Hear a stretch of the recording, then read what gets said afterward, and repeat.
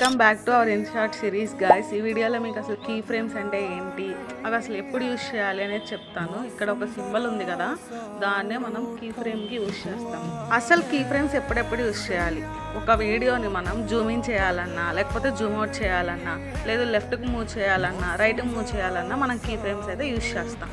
ఇక్కడ నేను వీడియోలో 2 times కీ ఫ్రేమ్ అనేది తీసుకున్నా. ఎందుకు తీసుకున్నా, ఫస్ట్ టైం ఏమో జూమ్ ఇన్ చేశాను, నెక్స్ట్ టైం ఏం చేశాను, జూమ్ అవుట్ చేశాను అనమాట.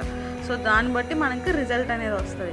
సో మీరు కూడా సపోజ్ ఇప్పుడు మీరు లెఫ్ట్ ఆర్ రైట్కి మూవ్ చేయాలనుకున్నారు అనుకో, సో ఒక చోట ఫస్ట్ కీ ఫ్రేమ్ యాడ్ చేయాలి, second time key frame add చేసి దాన్ని రైట్కి మూవ్ చేసుకుంటారు. ఈ విధంగా మీరు కంప్లీట్ వీడియో ఏదైతే ఉందో దానికి Zoom in Zoom out effects కానీ లెఫ్ట్ ఆర్ రైట్ కానీ మూవ్ చేసుకొని ఎఫెక్ట్స్ పెట్టుకోవచ్చు. సో ఇక్కడ మనకి ఒక గ్రాఫ్ ఉంటుంది ఏస్ అని. సో ఈ గ్రాఫ్లో ఏంటి అంటే మనకి ఎంత స్పీడ్లో రావాలి ఏంటి అనేది డీటెయిల్గా